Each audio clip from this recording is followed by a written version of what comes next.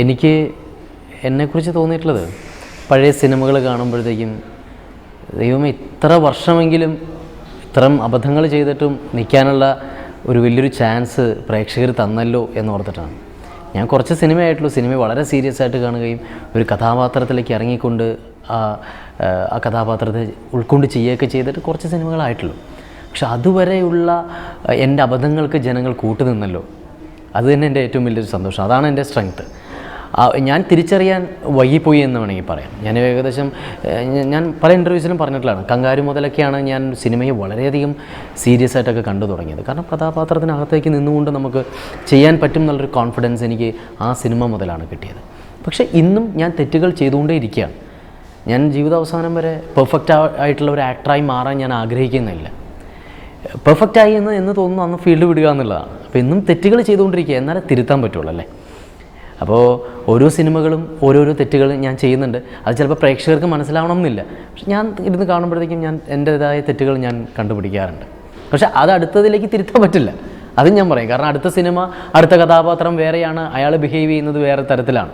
അപ്പോൾ അതുകൊണ്ടും ആ തെറ്റുകൾ തിരുത്തിക്കൊണ്ട് ഞാൻ അടുത്ത പടത്തിലേക്ക് ചെയ്യാം എന്ന് പറയാൻ പറ്റില്ല. പക്ഷേ എങ്കിൽ പോലും ആ കഥാപാത്രം ആ സമയത്ത് ചെയ്യേണ്ടത് അങ്ങനെ ആയിരുന്നില്ല എന്നുള്ള വലിയൊരു തെറ്റ് മനസ്സിലാക്കി കഴിഞ്ഞാൽ അടുത്ത കഥാപാത്രം നമുക്ക് ചെയ്യുമ്പോഴത്തേക്കും നമുക്ക് ആ ചെറിയ തെറ്റുകൾ നമുക്ക് ഒരുപക്ഷെ തിരുത്താൻ പറ്റിയേക്കും.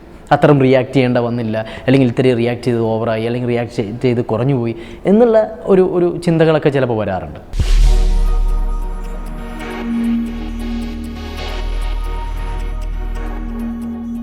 ഇട്ടെറിഞ്ഞ് പോകണം എന്നല്ല, ഞാൻ ചെയ്യുന്നത് ശരിയല്ലല്ലോ, ഇതല്ലല്ലോ എൻ്റെ വഴി എന്നെനിക്ക് തോന്നി. അങ്ങനെയാണ് ഞാൻ ഒരു വർഷം ഇതിന് കുറച്ച് നാൾ മുമ്പ്, ഇപ്പം ബസ് കണ്ടക്ടറാണ് ഞാൻ പിന്നീട് വന്ന് ചെയ്തത്. എനിക്ക് ഇമ്മണി നല്ലൊരാളെന്ന് പറയുന്ന പടത്തിന് ശേഷം ഞാൻ ഒരു വർഷം ഞാൻ പടം ഒന്നും ചെയ്തില്ല. ഏകദേശം 11 പടങ്ങൾ ഞാൻ വിട്ടു. ആ 11 പടങ്ങളും തിയേറ്ററിൽ വന്നു. പക്ഷേ ആ സിനിമകൾ ഞാൻ ചെയ്തിരുന്നെങ്കിൽ ഒരിക്കലും എനിക്ക് ഗുണം ഉണ്ടാവില്ല എന്ന് എനിക്കറിയാമായിരുന്നു. കാരണം ഞാൻ അതിന് സ്യൂട്ടാവുന്നില്ല. കഥ ചിലപ്പോൾ നല്ലതായിരിക്കാം, പക്ഷെ അതിന് നമ്മൾ ചേരുക എന്ന് പറയുന്നൊരു സംഭവം ഉണ്ടല്ലോ അല്ലേ. അവിടെ സംവിധായകൻ്റെ വലിപ്പമോ അതൊക്കെ കണ്ടിട്ട് നമ്മൾ ഓക്കെ എന്ന് പറയാൻ വേണ്ടി നിന്നിട്ടുണ്ടെങ്കിൽ എനിക്ക് ചിലപ്പോൾ എനിക്ക് പറ്റിയിട്ടുണ്ട് അബദ്ധങ്ങൾ. ഞാൻ ആ സിനിമ നമുക്ക് ചെയ്യാൻ പറ്റും, അല്ലെങ്കിൽ പ്രൊഡ്യൂസർ വലിയ ബാനറാണ്, ഡയറക്ടർ വലിയ ബാനറാണ്. അതൊന്നും ഞാൻ ചെയ്യുന്ന ജോലിയിൽ അതൊന്നും നമ്മളെ ബാധിക്കില്ല. അത് പുറത്ത് വരുമ്പോഴത്തേക്കും നല്ല രീതിയിൽ പരസ്യം വരാനും, അല്ലെങ്കിൽ നല്ല രീതിയിൽ ഒരു എന്താ പറയുക, ഇന്ന ഒരു വ്യക്തിയുടെ പടത്തിൽ അഭിനയിച്ചു എന്നൊക്കെ പറയാൻ വേണ്ടിയിട്ടാണത്. പക്ഷേ അതിൽ ഞാൻ ആപ്റ്റാണോ എന്നുള്ള തിരിച്ചറിവാണ് ഏറ്റവും വലിയ കാര്യം അല്ലേ. ഞാൻ വലിയൊരു സംവിധായകൻ്റെ പടത്തിൽ അഭിനയിച്ചു, പക്ഷേ ഞാൻ അതിനകത്ത് മാറി നിൽക്കുന്നു എന്നുണ്ടെങ്കിൽ ആ സംവിധായകനും എനിക്കും കാണുന്നവർക്കും എല്ലാവർക്കും ഒരു അഭംഗിയായിരിക്കും അത് അല്ലേ. നമ്മുടെ ഒരുപാട് ആഗ്രഹങ്ങളുണ്ട്. അപ്പം ഞാൻ ആഗ്രഹിക്കുന്നത് ഏതൊരു സംവിധായകൻ്റെ കൂടെ വർക്ക് ചെയ്യാൻ ഞാൻ ആഗ്രഹിക്കുന്ന ഒരു വ്യക്തിയാണ്. അപ്പോൾ അതിലൊക്കെ ചേരുന്നൊരു വേഷം കിട്ടണേ എന്നുള്ളതാണ്. അപ്പം ഞാൻ ഇന്നും ചില സിനിമകൾ ചെയ്തുകൊണ്ട് ഇരിക്കുമ്പോൾ തന്നെ എനിക്ക് മനസ്സിലാക്കാൻ സാധിക്കുന്നുണ്ട്, ഞാൻ ഈ വഴിയല്ല പോകേണ്ടത്, അതെനിക്ക് പറ്റിയ സിനിമകളല്ല. അപ്പോൾ അതുകൊണ്ട് തന്നെ ഞാനിപ്പോൾ ഒന്നും കൂടി ചൂസ് ചെയ്യണം. എനിക്ക് പറ്റുന്ന സിനിമകൾ മാത്രമേ ഞാൻ ചെയ്യുള്ളൂ. അപ്പോൾ അത് ചിലപ്പോൾ എൻ്റേതായ ഒരു ഇത് മാത്രമായിരിക്കാം. അത് എല്ലാ സിനിമകൾക്കും ഞാൻ ആപ്റ്റല്ല. എനിക്ക് എൻ്റേതായ വഴിയുണ്ടെന്ന് ഞാൻ വിശ്വസിക്കുന്നുമില്ല. ഞാൻ പോകുന്ന വഴിയാണ് എൻ്റെ വഴി.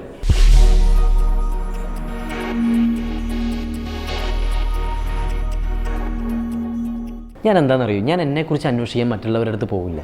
അപ്പം ഞാൻ ടെൻഷൻ ഫ്രീ ആയിരിക്കും. നമ്മളെക്കുറിച്ച് അന്വേഷിക്കുമ്പോഴാണ്, മറ്റുള്ളവരോട് അന്വേഷിക്കുമ്പോഴാണ് നമുക്ക് ടെൻഷൻ കൂടുക. മറ്റവരെന്നെക്കുറിച്ച് എന്ത് പറഞ്ഞു, അവരെന്ത് വേണമെങ്കിലും പറയട്ടെ, നമുക്ക് നമ്മുടേതായ വഴികളുണ്ട്. നമ്മുടെ ഫോക്കസ് സിനിമയിലാണ്.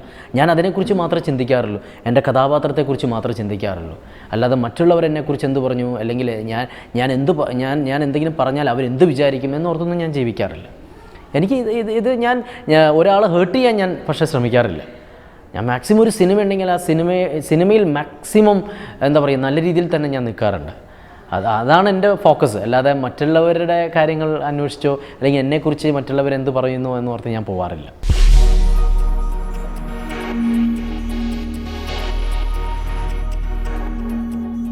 എനിക്ക് ഒരാളായിട്ട് പിൻ പോയിൻ്റ് ചെയ്ത് പറയാൻ പറ്റില്ല. കാരണം ഞാൻ ഒരുപാട് ഡയറക്ടേഴ്സിൻ്റെ കൂടെ വർക്ക് ചെയ്യാനുള്ളൊരു ഭാഗ്യം എനിക്ക് ഉണ്ടായിട്ടുണ്ട്. അപ്പോൾ അവരൊക്കെ എന്നെ യൂസ് ചെയ്തു എന്ന് വേണമെങ്കിൽ പറയാം. കാരണം ക്ലാസ്മേറ്റ്സ് എന്ന് പറയുന്ന സിനിമ എനിക്ക് ഭയങ്കരമായിട്ട് ലൈഫ് തന്ന ഒരു സിനിമയാണ്. അതുപോലെ തന്നെ ഇപ്പോൾ കങ്കാരു എന്ന് പറയുന്ന സിനിമ, പിന്നെ സ്വപ്നക്കൂട് എന്ന് പറയുന്ന സിനിമ, ഇതൊക്കെ ഓരോരോ സംവിധായകരല്ലേ.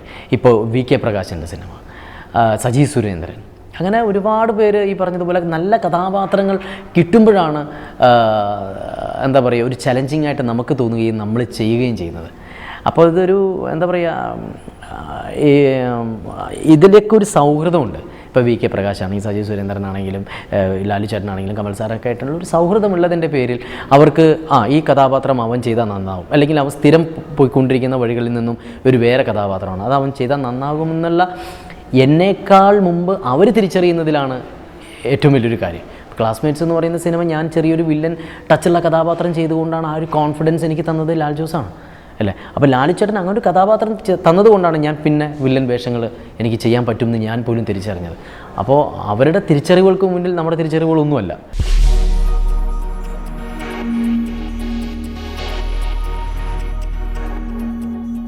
ഒരുപാട് ചെയ്യണ്ടായിരുന്നു എന്നുള്ളതിനേക്കാൾ ഇനി ചെയ്യണ്ട എന്നുള്ളൊരു ചിന്തയും ചെയ്യണ്ടായിരുന്നു എന്നുള്ളൊരു ചിന്ത വന്നതുകൊണ്ടാണ് ആ വലിയൊരു മിസ്റ്റേക്ക് ചെയ്തത് കൊണ്ടാണ് ഇനി അത്തരം ചിത്രങ്ങൾ നമ്മൾ ചെയ്യുന്നില്ല എന്നും വിചാരിച്ചത്. അത് വലിയൊരു പാഠമാണ്. ഒരുപാട് ചിത്രങ്ങൾ അങ്ങനെ തോന്നിയിട്ടുണ്ട്, ചെയ്യണ്ടായിരുന്നു എന്ന് തോന്നുന്ന ഒരുപാട് ചിത്രങ്ങൾ ഉണ്ടായിട്ടുണ്ട്.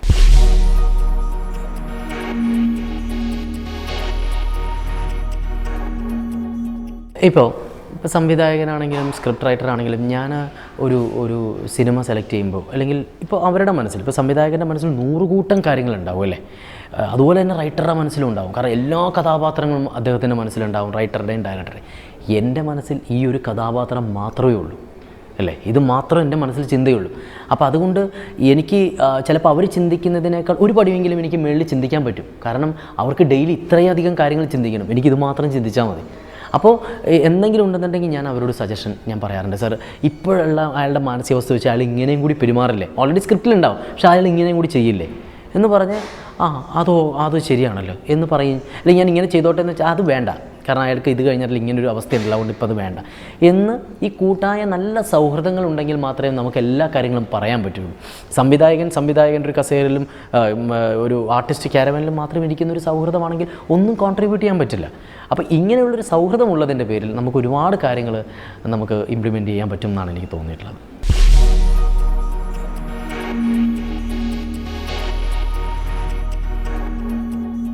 അങ്ങനെ ഇടപെടേണ്ട കാര്യമുണ്ടോ?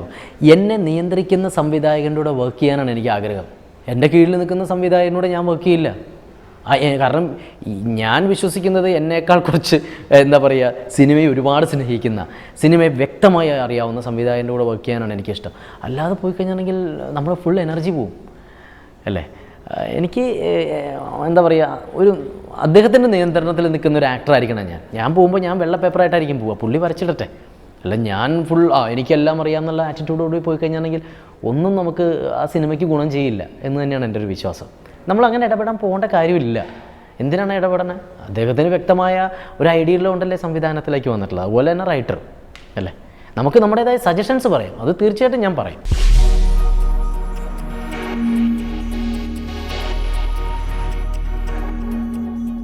ഞാൻ അങ്ങനെ ഒന്നും ചിന്തിക്കാറില്ല. ഞാൻ ഏറ്റവും കൂടുതൽ ഞാനെന്നുള്ളതല്ല, മലയാളക്കാരെ മൊത്തം ഇഷ്ടപ്പെടുന്നൊരു വ്യക്തിയാണ് ജഗതി ശ്രീകുമാർ അല്ലേ. അമ്പിളിച്ചേട്ടൻ ഒരിക്കലും നായകനല്ല, പക്ഷേ എല്ലാവരുടെയും മനസ്സിൽ അദ്ദേഹത്തിന് സ്ഥാനമില്ലേ. കാരണം കൊടുക്കുന്ന കഥാപാത്രത്തിൻ്റെ എന്താ പറയുക, ആത്മാവിൻ്റെ സ്പന്ദനം വരെ അറിയാവുന്ന ഒരു ആക്ടറാണ് അദ്ദേഹം അല്ലേ. എന്ന് പറഞ്ഞതുപോലെ ഒരു സിനിമയിലെ കഥാപാത്രം തരുമ്പോൾ ആ കഥാപാത്രത്തെ പൂർണ്ണമായും ഉൾക്കൊണ്ട് ചെയ്യാൻ പറ്റുക. അതിന് നായകനെന്നില്ല, അതിന് വില്ലനെന്നില്ല, അതിന് കൊമേഡിയനെന്നില്ല, എനിക്ക് ചേരുക എന്നുള്ളത് മാത്രമേ ഉള്ളൂ. അതിലേക്ക് നമ്മൾ അലിഞ്ഞു ചേരുമ്പോഴാണ് അതിന് ഒരു പൂർണ്ണമായിട്ടും പെർഫെക്ഷൻ ഉണ്ടാവുക. കഥാപാത്രം ഇവിടെ, ഞാനിവിടെ, അങ്ങനെ നിന്ന് കഴിഞ്ഞാൽ ഈ കാര്യമില്ല. കഥാപാത്രവും ഇതും തമ്മിൽ വലിയ അകലം ഉണ്ടാകാൻ പാടില്ല എന്നാണ് എനിക്ക് തോന്നുന്നത്. ഒട്ടും അകലം ഉണ്ടാവരുത്.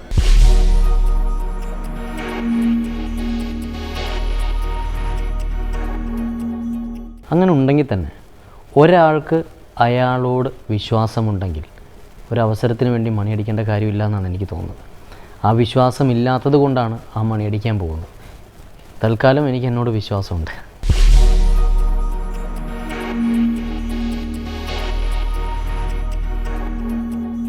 സംതൃപ്തി എപ്പോഴും കിട്ടുന്നത് ഒരു സീൻ ചെയ്ത് കഴിയുമ്പോൾ ആ സീനിൻ്റെ എന്താ പറയുക, നമ്മളാ കൊടുത്തിട്ടുള്ള ആ ശ്വാസം കറക്റ്റാണെങ്കിൽ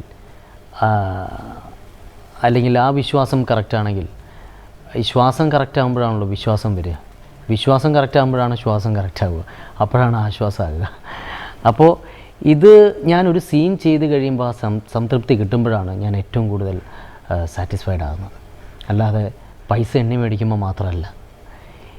ഈ കാരണം ഒരു സിനിമയ്ക്ക് പൈസയ്ക്ക് വേണ്ടി മാത്രം ഒരു സിനിമ ചെയ്ത് പുറത്തേക്ക് ഇറങ്ങിയിട്ട് എന്തിനാ സിനിമ ചെയ്തു എന്നുള്ള പരാതി കേൾക്കുന്നതിലും നല്ലത് പൈസ കുറച്ചിട്ടാണെങ്കിലും ഒരു സിനിമ ചെയ്യുമ്പോഴത്തേക്കും ആ സിനിമ കണ്ടു കേട്ടോ അസലായിരുന്നു എന്ന് പറയുന്ന ആ കമൻറ്റ്, അതാണ് ഏറ്റവും വലിയ അവാർഡെന്നാണ് എനിക്ക് തോന്നിയിട്ടുള്ളത്.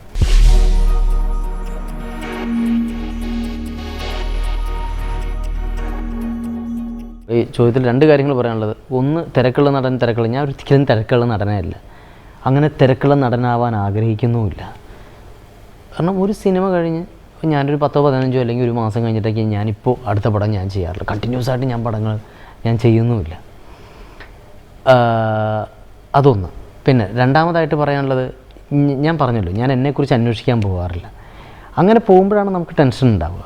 ഞാൻ നിന്നെ അഹങ്കാരിയാന്ന് പറയട്ടെ, അത് എന്നെ അറിയാവുന്നവർ മാത്രമല്ലേ നമ്മളെക്കുറിച്ച് പറയുമ്പോൾ നമ്മൾ വിഷമിക്കേണ്ടി വരുള്ളൂ.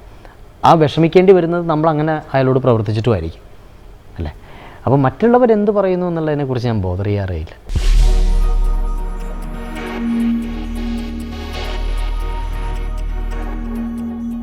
എനിക്കൊരു ടെൻഷനുമില്ല, എനിക്ക് എന്നെക്കുറിച്ച് ഒരു ടെൻഷനുമില്ല. അത് ഒരു അഹങ്കാരമായിട്ടല്ല ഞാൻ പറയണത്, എനിക്ക് എന്നോടുള്ള വിശ്വാസമാണ്. ഒരു കഥാപാത്രം എനിക്ക് തന്നാൽ എന്നെക്കൊണ്ടാവുന്ന രീതിയിൽ ഞാനത് ചെയ്യുമെന്നുള്ള എനിക്ക് എന്നോട് വിശ്വാസമുള്ളിടത്തോളം കാലം എനിക്ക് പേടിയില്ല.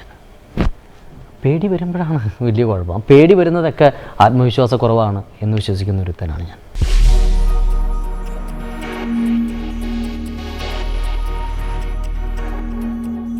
നടൻ്റെ ഒരു ക്വാളിറ്റി എന്ന് പറയുന്നത്, ആദ്യം ഈ പറഞ്ഞതുപോലെ ഓരോ സിനിമകൾ ചെയ്യുമ്പോൾ ചെയ്യുന്ന തെറ്റുകൾ. ഇപ്പോൾ ഒരു കഥാപാത്രം നമ്മൾ ചിലപ്പോൾ ഒരു വ്യക്തിയോടുള്ള ഒരു വിശ്വാസം കൊണ്ട് നമ്മൾ പടം പ്ലാൻ ചെയ്തു, ഞാൻ ഡേറ്റ് തരാം എന്ന് പറയുന്നില്ലേ, അത് എനിക്കിപ്പോൾ തോന്നുന്നു അതൊരു മണ്ടത്തരമാണ്. അത് ചെയ്യരുത്. കാരണം അദ്ദേഹം പ്ലാൻ ചെയ്ത് വെച്ചിട്ടുള്ള സിനിമകളിൽ ഞാൻ എത്രത്തോളം ചേരുന്നു എന്നുള്ള, കാരണം നമ്മൾ ആ മാർക്കിൻ്റെ പുറത്ത് എന്നാൽ സെപ്റ്റംബർ ഓക്കെ ഡേറ്റ് പക്ക എന്ന് പറഞ്ഞ് നമ്മൾ ചെയ്യുന്നു. പക്ഷേ അവിടെ ചെല്ലുമ്പോഴത്തേക്കുമാണ് ആക്ടർക്ക് നിൽക്കാനുള്ളൊരു പ്ലാറ്റ്ഫോം ഉണ്ട്. അതായത് ഒരു വ്യക്തി എന്താണ്, അയാൾ എന്തായിരുന്നു എന്നുള്ള ആ ഒരു ഒരു ഇയാളുടെ ഒരു പാസ്റ്റ് ഉണ്ട്. ആ പാസ്റ്റ് കറക്റ്റ് അല്ലെങ്കിൽ പ്രസൻറ്റിൽ നിന്ന് ഫ്യൂച്ചറിലേക്ക് പോകാൻ പറ്റില്ല. ചില സിനിമകൾക്ക് പാസ്റ്റ് വ്യക്തത ഉണ്ടാവില്ല, അപ്പോൾ പ്രസൻറ്റിൽ നിൽക്കാൻ പറ്റില്ല, ഫ്യൂച്ചറിലേക്കും പോകാൻ പറ്റില്ല. അപ്പോൾ അങ്ങനെയുള്ള സിനിമകൾക്ക് ചിലപ്പോൾ ബുദ്ധിമുട്ടായിരിക്കും. അപ്പോൾ അതുകൊണ്ട് അങ്ങനെ പറയുമ്പോൾ നമ്മൾ അവരോട് പറയേണ്ട ഒരു കാര്യം എന്ന് പറയുന്നത്, ഞാൻ ഇപ്പോൾ പറയുന്നത് നമുക്ക് സെപ്റ്റംബർ ഓക്കെ ഞാൻ റെഡിയാണ്, ചിലപ്പോൾ പേഴ്സണൽ ബന്ധങ്ങളുണ്ട് റെഡിയാണ്, പക്ഷേ എനിക്ക് അതിനു മുമ്പ് കഥയൊന്നും വ്യക്തത വരണം, അല്ലെങ്കിൽ കുഴപ്പമാണ്. അല്ലെങ്കിൽ നമ്മൾ എല്ലാം പ്ലാൻ ചെയ്ത് എല്ലാം കഴിയുമ്പോഴത്തേക്കും 5 ദിവസം മുമ്പ് എനിക്ക് പറ്റില്ല എന്ന് പറയുന്നത് ഭയങ്കര മോശമല്ലേ. അപ്പോൾ അതിനു മുമ്പ് നമ്മുടെ കാര്യങ്ങൾ ഇപ്പോൾ ക്ലാരിറ്റി വരുത്തുക എന്നുള്ളത്. ഇപ്പോൾ ഒരു കഥ കേട്ട് ഇഷ്ടപ്പെട്ടില്ലെങ്കിൽ ഞാൻ വ്യക്തമായി കാര്യങ്ങൾ പറയും, എനിക്ക് പറ്റാത്തതാണ് എന്ന് പറയും.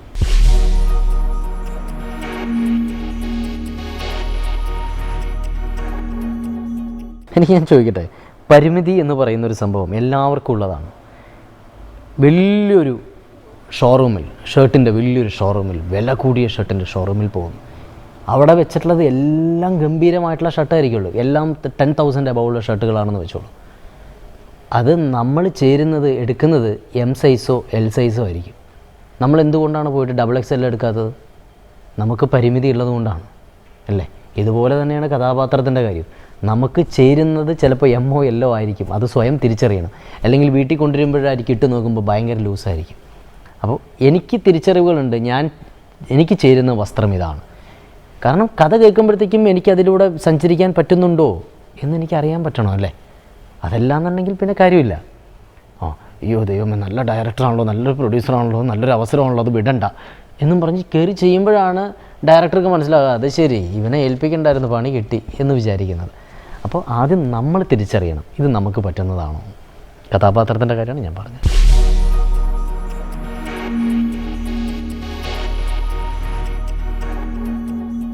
എനിക്ക് എന്നോട് വെല്ലുവിളിയുള്ള കഥാപാത്രങ്ങൾ ചെയ്യുമ്പോഴാണ് മാനസികമായിട്ടുള്ള സംഘർഷം.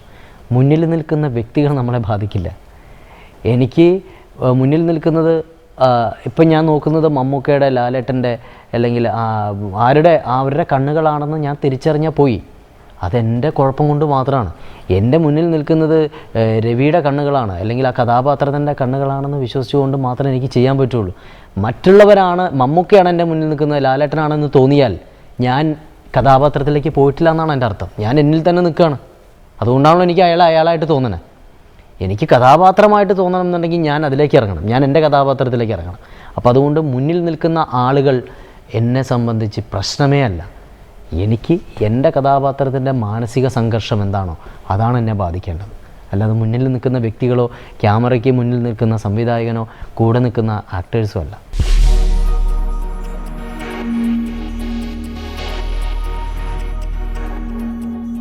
പുതിയ ആളുകൾ കടന്നു വരുന്നതാണ് ഏറ്റവും നല്ല കാര്യം, ഇല്ല എന്നുള്ളതല്ല.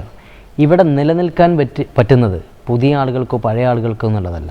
ഇപ്പോൾ പഴയ ആളുകളുടെ ലിസ്റ്റ് എടുത്ത് നോക്കിയാൽ ഇന്ന് നിൽക്കുന്ന മമ്മൂക്കയും ലാലേട്ടനും അല്ലെങ്കിൽ ജോഷി സാറും അല്ലെങ്കിൽ കമൽ സാറൊക്കെ ഉണ്ടെങ്കിൽ കുറേ വർഷമായില്ല അവരിന്ന് നിൽക്കുന്നത് ഇന്നത്തെ സിനിമയുടെ സ്പന്ദനം അറിയാവുന്നത് കൊണ്ടാണ്, അപ്ഡേറ്റ് ചെയ്യാനുള്ള മനസ്സുള്ളത് കൊണ്ടാണ്. പഴയ വലിയ പുലികളെന്ന് നമ്മൾ പറയുന്ന വ്യക്തികൾ ഇന്ന് വാഷ് ഔട്ടായി പോയിട്ടുണ്ടെങ്കിൽ, അല്ലെങ്കിൽ ഇന്നലത്തെ ഗംഭീര ഡയറക്ടറായിരുന്നു അല്ലെങ്കിൽ ഇന്നലത്തെ ഗംഭീര ആക്ടറായിരുന്നു, ഇന്ന് അവരാകാത്തത് അവരുടെ മാത്രം കുഴപ്പമാണ്. കാരണം അവർ അപ്ഡേറ്റ് ചെയ്യാൻ ശ്രമിച്ചില്ല. മലയാള സിനിമയിൽ ഇന്നലെ എന്തായിരുന്നു എന്നുള്ളത് വിഷയമല്ല, ഇന്ന് എന്താണെന്നുള്ളതാണ് വിഷയം. അപ്പോൾ ഇന്നത്തെ സ്പന്ദനം അറിയാവുന്ന വ്യക്തികൾക്ക് മാത്രമേ സിനിമയിൽ എന്നുള്ളതല്ല ഏതൊരു ഫീൽഡിൽ നിലനിൽക്കാൻ പറ്റുള്ളൂ. അപ്ഡേറ്റ് ചെയ്യാത്തവൻ വാഷ് ഔട്ടായി അല്ലേ. ദിനോസർ പണ്ടുണ്ടായിരുന്നു, ഇപ്പം ഇല്ല. അത് ദിനോസറിൻ്റെ കുഴപ്പമാണ്, അതിന് ആ പ്രകൃതിയായിട്ട് ചേരാൻ പറ്റാത്തതുകൊണ്ടാണ്. അപ്പോൾ ഇനി വരുന്ന വ്യക്തികളാണെങ്കിലും കാലത്തിൻ്റെ സ്പന്ദനം അനുസരിച്ച് സഞ്ചരിച്ചില്ല, അപ്ഡേറ്റ് ചെയ്തില്ല എന്നുണ്ടെങ്കിൽ നിൽക്കാൻ പറ്റില്ല.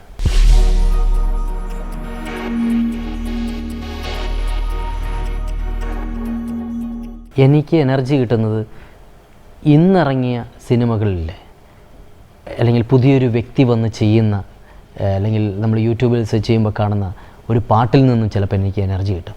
അതിന് ഭാഷ പ്രശ്നമല്ല, അത് ചിലപ്പോൾ ഹിന്ദിയിൽ നിന്നായിരിക്കും, ഇംഗ്ലീഷിൽ നിന്നായിരിക്കും. ചിലപ്പോൾ ആ ഒരു എനർജി ആയിരിക്കും നമുക്ക് മുന്നോട്ടുള്ള ഒരു വഴി നയിക്കുന്നത്.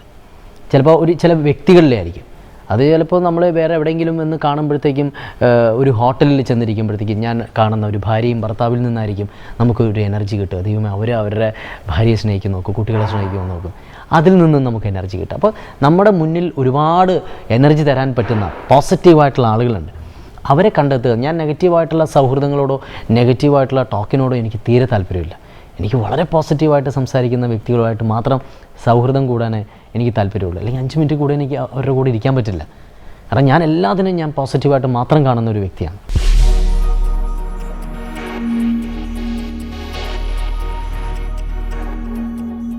സിനിമയ്ക്കകത്തുള്ള സൗഹൃദങ്ങളുണ്ട്. അത് ഈ പറഞ്ഞതുപോലെ ഈ നമ്മുടെ എല്ലാ കാര്യങ്ങളും ഷെയർ ചെയ്യാൻ പറ്റുന്ന സൗഹൃദമാണോ എന്ന് ചോദിച്ചാൽ ഒരിക്കലുമല്ല. അവരുടെയും ചോദിച്ചാൽ ചിലപ്പോൾ അതായത് ഇപ്പോൾ ജയസൂര്യ എന്ന് പറയുന്ന വ്യക്തിക്ക് മുമ്പുള്ള ജയനെ അറിയാവുന്ന വ്യക്തികളുമായിട്ട് എനിക്കിപ്പോഴും സൗഹൃദമുണ്ട്.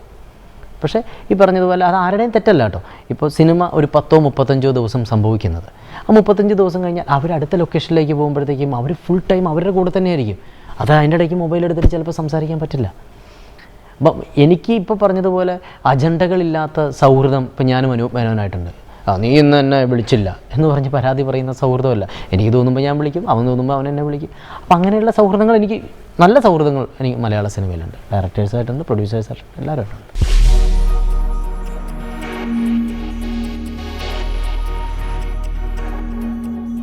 ഒരിക്കലുമില്ല. അങ്ങനെ ഇപ്പോൾ ഞാൻ ഓർഡിനറി എന്ന് പറയുന്ന സിനിമ സൂപ്പർ ഹിറ്റ് സിനിമയാണ്. അതിൽ ഒരു വേഷം, ഇപ്പോൾ ഞാൻ അതിൻ്റെ അത് ഒരു ആസിഫിൻ്റെ ക്യാരക്ടറിന് എന്നെ വിളിച്ചതാണ്. അവിടെ സൂപ്പർ ഹിറ്റല്ലേ. സുഹീദ് വന്നിട്ട്, അവൻ എൻ്റെ ക്ലോസ് ഫ്രണ്ടാണ്, ഡയറക്ടർ സുഹീദ്. അപ്പോൾ അവൻ എൻ്റെ അടുത്ത് പറഞ്ഞിട്ട്, ആളെ നീ ഒന്ന് ചെയ്യണം, നീ കഥ കേൾക്ക്. ഞാൻ കഥ കേട്ട് കഴിഞ്ഞപ്പോഴത്തേക്കും ഞാൻ അവനോട് പറഞ്ഞത്, ഞാൻ ഈ സിനിമയ്ക്ക് ഗുണമാവില്ലടാ, എനിക്ക് ഈ സിനിമ ഗുണമാണ്, അതുപോലെ ഞാൻ ഈ സിനിമയ്ക്ക് ഗുണമാവണ്ടേ. കാരണം ഓൾറെഡി തന്നെ വില്ലൻ അയാളാണ് എന്ന് മനസ്സിലായാൽ പിന്നെ ആ സിനിമയെ ഭയങ്കരമായിട്ട് ബാധിക്കും. അപ്പം ഞാൻ ചെയ്ത് കഴിഞ്ഞാൽ എനിക്ക് വില്ലനാണ് അതെന്ന് മനസ്സിലാവും. കാരണം ഞാൻ ഓൾറെഡി കങ്കാരു പോലത്തെ സിനിമകൾ അതങ്ങനെ ചെയ്തിട്ടുണ്ട്. അപ്പോഴാണ് നമ്മൾ ഡിസ്കഷൻ, ഞാൻ പറഞ്ഞത് ആസിഫ് അങ്ങനെയുള്ളവരൊക്കെ ചെയ്താൽ നന്നായിരിക്കും എന്ന് സംസാരിക്കും. ആസിഫാണ് കഥാപാത്രം ചെയ്തത്.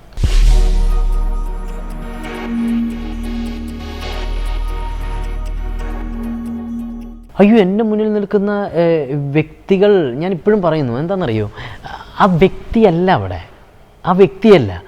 നമ്മൾ ചിലപ്പോൾ എൻ്റെ മുന്നിൽ നിൽക്കുമ്പോഴത്തേക്കും ഞാൻ ഭയങ്കരമായിട്ട് ചിരിക്കും, ഞാൻ ഭയങ്കരമായിട്ട് ചിരിക്കുന്ന ഒരുത്തനാണ്. അത് നമ്മളിലുള്ള ആക്ടർ, നമ്മളിലുള്ള പ്രേക്ഷകൻ ആ സിറ്റുവേഷൻ ആസ്വദിക്കുന്നതാണ്, അതുകൊണ്ടാണ് ചിരി വരുന്നത്. ഞാൻ ട്രിവാൻഡ്രം ലോഡ്ജിൽ ഇപ്പോൾ സൈജു കുറുപ്പ് എൻ്റെ മുന്നിൽ വന്ന് നിന്ന് അഭിനയിക്കുമ്പോഴത്തേക്കും ഞാൻ ഭയങ്കരമായിട്ടൊരു ചിരി വന്നിട്ട് വയ്യ. അത് സൈജു കുറുപ്പ് ചിരിപ്പിക്കുന്നതല്ല, ആ കഥാപാത്രം ഈ അവസരത്തിൽ ദൈവം ഇങ്ങനെ പെരുമാറുന്നല്ലോ എന്ന് ഓർത്തിട്ടാണ്. എനിക്ക് തോന്നുന്നു വേറെ അത് കഴിഞ്ഞിട്ട് ഞാനും നമ്മുടെ ധ്വനി എന്ന് പറഞ്ഞൊരു കുട്ടിയുണ്ട്, പിന്നെ അതുപോലെ തന്നെ നിഖിൽ അഭിനയിക്കുന്ന ആ സിറ്റുവേഷൻ ഓർത്തിട്ട് എനിക്ക് അഞ്ചിട്ട് VKP പറഞ്ഞു, ജയ അങ്ങനെ ചിരിക്കല്ലേ. ഞാൻ പറഞ്ഞു സോറി VKP, എനിക്ക് പറ്റുന്നില്ല, ചിരി കൺട്രോൾ ചെയ്യാൻ പറ്റുന്നില്ല. ആ സിറ്റുവേഷൻ ചിരിപ്പിക്കുന്നതാണ്, അപ്പോൾ വ്യക്തി ചിരിപ്പിക്കുന്നതല്ല. ചിലപ്പോൾ വ്യക്തികൾ ചിരിപ്പിക്കുന്നവരുണ്ട്. ഞാൻ ചില എക്സ്പ്രഷൻ കാണുമ്പോൾ നമ്മൾ അറിയാതെ ചിരിച്ചു പോകും. ചതിക്കാത്ത ചന്തൂരൊക്കെ ഞാൻ സ്ട്രെയിറ്റ് ചിരിച്ചിട്ടുണ്ട്, ഷാർപ്പ് കട്ട് ചെയ്ത് വെക്കുക. എന്നാണ് അത് ഞാൻ പ്രതീക്ഷിച്ചില്ല. ഇങ്ങനെ പുള്ളീനെ കൊണ്ടൊക്കെ നല്ല ഇടിച്ചിട്ട് വരും. അപ്പോൾ ഹനീഫ്ക്കയും സലിമേട്ടനും എല്ലാവരും കൂടി വരുമ്പോഴത്തേക്കും ഹനീഫ്ക്ക് വന്നിട്ട് മതിയായില്ലടാ, നിന്നെ കൊണ്ട് ഇടിച്ചോ മതിയായില്ലടാ എന്നൊക്കെ പറഞ്ഞ് ഡയലോഗ് പറഞ്ഞു പോകും. അപ്പോൾ ഞാനിങ്ങനെ നോക്കി നിൽക്കും. ഇതിന് ശേഷം സലിമേട്ടൻ വരും. അപ്പോൾ ഇങ്ങനെ വന്നിട്ട് I will crow the police station എന്ന് പറഞ്ഞ് ഇങ്ങനൊരു സാധനം ഞാൻ ലൈഫിൽ കേട്ടിട്ടുമില്ല. ഞാൻ ചിരിച്ചിട്ട് ഇങ്ങനെ തിരിഞ്ഞാണ്, ഞാൻ തിരിയുന്നതും ഷാർപ്പ് കട്ട് ചെയ്ത് റാഫിക്ക. അപ്പോൾ അത് അങ്ങനെ ചിലപ്പോൾ അങ്ങനെയുള്ളവർ, ചിലപ്പോൾ അമ്പിളിച്ചേട്ടൻ എന്ത് കയ്യിൽ നിന്ന് അടുത്തത് വരുമെന്ന് പറയാൻ പറ്റില്ല. ഞാൻ ചിലപ്പോൾ ചിരിച്ചു പോകാറുണ്ട്. അപ്പോൾ പറയും, എൻ്റെ പൊന്നനിയ ഇതൊക്കെ വല്ലപ്പോഴും വരുന്നതാണ്, ഇനിയിപ്പോൾ അടുത്തതിൽ എന്ത് വരും എന്ന് എനിക്കറിയില്ല, ചിരിക്കരുത് എന്ന് പറയും. ഞാൻ തുടക്കക്കാലത്ത്. ഇപ്പം അതുകൊണ്ട് നമുക്കറിയാം അമ്പിളിച്ചേട്ടൻ്റെ കയ്യിൽ നിന്ന് എന്തെങ്കിലും വരും എന്ന് ഓർത്ത് നമ്മളത് മുൻകൂട്ടി കാണും.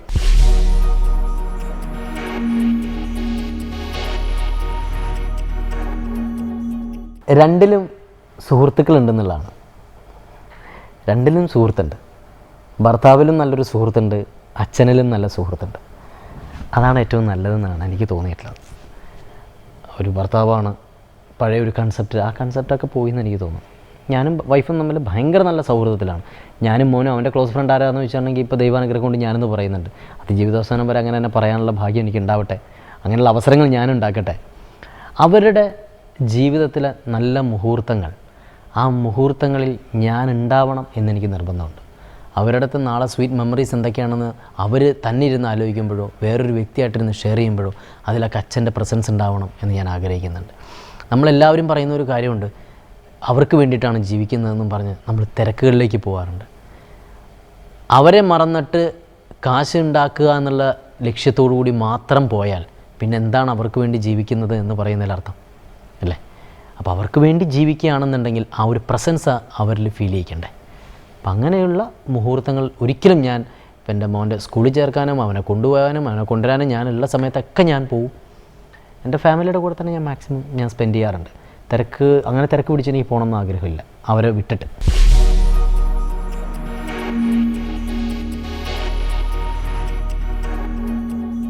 ഒരവസരം ഒരു സംവിധായകൻ്റെ ഇത് വന്നിട്ട് എൻ്റെ കാരണം കൊണ്ട് അത് മിസ്സായി പോയിട്ടില്ല, എന്നെ തഴയപ്പെട്ടിട്ടുമില്ല. പിന്നെ സംവിധായകരുടെ കൂടെ വർക്ക് ചെയ്യാൻ താല്പര്യമുണ്ടെന്ന് വെച്ചാൽ ഭയങ്കര ആഗ്രഹമുണ്ട്. ഞാൻ സിനിമയെ സ്നേഹിക്കുന്ന എല്ലാ സംവിധായകരുടെയും കൂടെ വലിപ്പ ചെറുപ്പമില്ലാതെ എനിക്ക് വർക്ക് ചെയ്യാനാണ് ആഗ്രഹം. സിനിമയെ ഭയങ്കരമായി സ്നേഹിക്കുന്ന, ഭയങ്കര പാഷനായിട്ട് കാണുന്ന വ്യക്തികളുടെ കൂടെ എനിക്ക് വർക്ക് ചെയ്യാൻ ഭയങ്കര ആഗ്രഹമാണ്. അപ്പോൾ അതുകൊണ്ട് ഓരോ വ്യക്തികളായിട്ട് ഞാൻ പറയണ്ട, ഇന്ന് സജീവമായിട്ട് ആരൊക്കെ നിൽക്കുന്നുണ്ടോ അവരൊക്കെ സിനിമയെ ഒരുപാട് സ്നേഹിക്കുന്നവരായതുകൊണ്ട് തന്നെയാണ് സജീവമായിട്ട് നിൽക്കുന്നത്. അപ്പോൾ അവരുടെയൊക്കെ സിനിമകളിൽ വർക്ക് ചെയ്യാൻ ഭയങ്കര ആഗ്രഹം.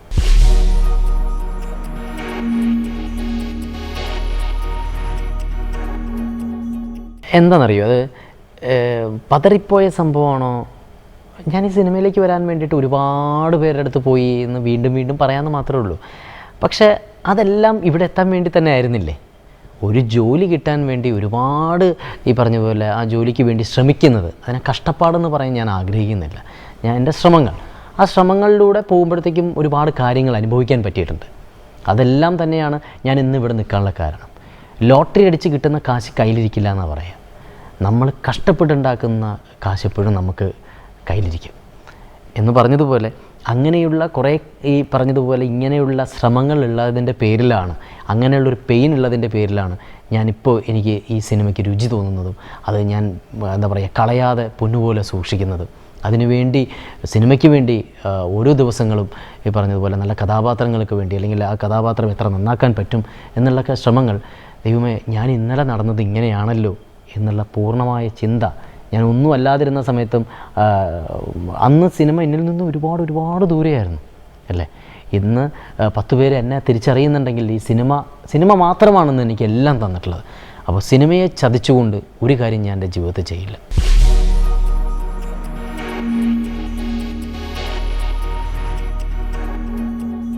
പിന്നെ തീർച്ചയായിട്ടും ഞാൻ ചോദിക്കട്ടെ, ഒരാളോട് ഒരവസരം ചോദിച്ചു, അയാൾ അതില്ലാതെ പറഞ്ഞാൽ നമുക്കിപ്പോൾ ഇന്ന് കാണുമ്പോഴത്തേക്കും നമുക്ക് അയാളോട് ദേഷ്യമല്ല തോന്നുന്നത്. ഞാൻ ഇന്ന് എനിക്ക് ചിന്തിക്കാൻ പറ്റുന്നുണ്ട് എന്തുകൊണ്ട് അദ്ദേഹം അന്ന് അങ്ങനെ പറഞ്ഞു. നമ്മൾ ചിന്തിക്കുന്നത് ഒരു വേർഷൻ മാത്രമാണ്. എന്തൊക്കെ മണ്ടത്തരങ്ങളാണ് ഞാനൊക്കെ ചിന്തിച്ച് കൂട്ടിയിട്ടുള്ളത്. ഞാൻ ഒരു ഡയറക്ടറെ ഫോൺ ചെയ്യും, സർ എൻ്റെ പേര് ഇതെന്നാണ്, എനിക്ക് എന്തെങ്കിലും ചാൻസ് തരുമോ സർ, അമ്മനെ സമയമാകുമ്പോൾ വിളിക്കാം കേട്ടോ. കട്ട് ചെയ്യുന്നതിൽ ഒരു അത്ഭുതവും ഇല്ല. ഞാൻ എന്താണ് അതിൻ്റെ അകത്ത് എഫേർട്ട് എടുത്തിട്ടുള്ളത്? അദ്ദേഹത്തെ വിളിച്ചതോ? അയാൾക്ക് എന്നെ അറിയുമോ? ഫോണിലൂടെ കാണാൻ പറ്റുമോ എന്നെ? അദ്ദേഹത്തിനെ 100,000 പേരെ കാണുന്ന ആ വ്യക്തികളിൽ ഒരു വ്യക്തി മാത്രമാണ് ഞാൻ. അത് അദ്ദേഹത്തിൻ്റെ ഉണ്ടാവണമെന്നില്ല. അങ്ങനെ ഉണ്ടെങ്കിൽ തന്നെ അത്തരം ഒരു കഥാപാത്രം എന്നെ വിശ്വസിച്ചേൽപ്പിക്കാൻ പറ്റുന്ന രീതിയിലുള്ള കഴിവ് എനിക്കുണ്ടെന്ന് ഞാൻ അദ്ദേഹത്തെ തെളിയിച്ചിട്ടുണ്ടോ? ഇല്ല. പിന്നെന്താണ് ഒരു അവസരം തരാൻ പറഞ്ഞ് ഇല്ല എന്ന് പറയണതിൽ, അല്ലെങ്കിൽ നമ്മളതിനകത്ത് ദേഷ്യപ്പെട്ടിട്ട് കാര്യമൊന്നുമില്ല. ഒരു വിശ്വാസം വരുമ്പോൾ മാത്രമേ ഒരു സംവിധായകൻ തരുള്ളൂ. അപ്പോൾ ആ വിശ്വാസം നേടിയെടുക്കാൻ പറ്റുന്ന വേറെ കാര്യങ്ങൾ നമ്മൾ ചിലപ്പോൾ ചെയ്തിട്ടുണ്ടാവണം. ഒരു TV ഷോ അങ്ങനെയാണെന്നുണ്ടെങ്കിൽ നമുക്ക് ചെന്നിട്ട് പറയാം, സർ ഞാനിങ്ങനെ ഞാൻ കണ്ടിട്ടുണ്ട്. അങ്ങനെയല്ലേ ഞാനും വന്നത്. ഞാൻ ഈ ഊമപ്പെണ്ണിലേക്ക് വരുന്നതിന് ഒരാഴ്ച മുമ്പ് ഞാൻ വിനയൻ സാറിനെ കണ്ടതാണ്. ഒന്നുമില്ല കുട്ടി, എണ്ണി പറയാം എന്നും പറഞ്ഞു വിട്ടു. അപ്പോൾ ഇവർക്കൊക്കെ എനിക്കൊന്ന് ചാൻസ് തന്നു എന്നൊക്കെ ഞാൻ ചിന്തിക്കുന്നുണ്ട്. അത് വെറും ബാലിശമായ ചിന്ത മാത്രമാണ്. അന്നെന്ന് വെച്ചിട്ടുണ്ടെങ്കിൽ ഇന്ന് ഈ പറഞ്ഞതുപോലെ എന്താ പറയുക, നമ്മുടെ ഡിജിറ്റലിലേക്കൊക്കെ സിനിമ വന്നു. അന്ന് ഇന്നും ഫിലിമിൽ ഷൂട്ട് ചെയ്യുന്നുണ്ടെങ്കിൽ പോലും എത്ര രൂപ വേണം അല്ലേ? നമ്മളതൊന്നും ചിന്തിക്കുന്നില്ല. നമ്മളെപ്പോഴും അതെന്തോ എനിക്കൊരു ചാൻസ് തന്നതെന്ന് മാത്രമേ ചിന്തിക്കുന്നുള്ളൂ. അപ്പോൾ എന്താ പറയുക, ഒരു കോറിഡോറിൽ കൂടി പോകുമ്പോഴത്തേക്കും ഒരുപാട് വാതിലുകൾ നമ്മൾ ചിലപ്പോൾ തുറന്നു നോക്കുമ്പോൾ അടഞ്ഞു കിടക്കുന്നുണ്ടാവും. പക്ഷെ ഏതെങ്കിലും ഒരു വാതിൽ നമുക്ക് വേണ്ടി തുറന്നു കിടക്കുന്നുണ്ടാവും. നമ്മൾ ഈ 9 വാതിലും പൂട്ടി കിടക്കുന്നല്ലോ എന്ന് ഓർത്തിട്ട് 10ാമത്തത് തുറക്കാതെ പോകും. ആ 10ആയിരിക്കും നമുക്ക് വേണ്ടി കാത്തിരിക്കുന്ന വാതിൽ. നമ്മുടെ ഒരു ജെന്റിൽ പുഷിന് വേണ്ടി കാത്തിരിക്കുന്നതായിരിക്കും അത്. അതുകൊണ്ട് എല്ലായിടത്തും അവസരങ്ങൾ ചോദിക്കുക. നടക്കുന്നവനാണ് നടൻ.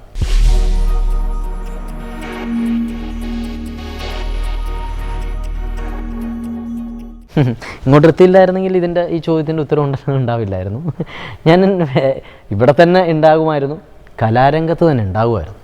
കാരണം എനിക്ക് വേറൊരു ജോലി ചെയ്ത് ജീവിക്കാൻ അറിയാഞ്ഞിട്ടല്ല, വേറൊരു ജോലി ചെയ്താൽ സംതൃപ്തി കിട്ടില്ല. ഏതൊരു വ്യക്തിയാണെങ്കിലും സംതൃപ്തി കിട്ടുന്ന ജോലി വേണം ചെയ്യാൻ. എങ്കിൽ മാത്രമേ അയാൾക്ക് എന്തെങ്കിലും ഒരു വ്യക്തിമുദ്ര ആ ജോലിയിൽ പതിപ്പിക്കാൻ പറ്റുള്ളൂ. അല്ലെങ്കിൽ ജോലിയെ ജോലിയായിട്ട് കാണും, ആസ്വദിച്ച് ചെയ്യാൻ പറ്റില്ല. ആസ്വദിച്ച് ചെയ്യുന്ന ജോലി ചെയ്യുന്നവനാണ് ഏറ്റവും വലിയ ഭാഗ്യവാൻ എന്ന് ഞാൻ പറയും.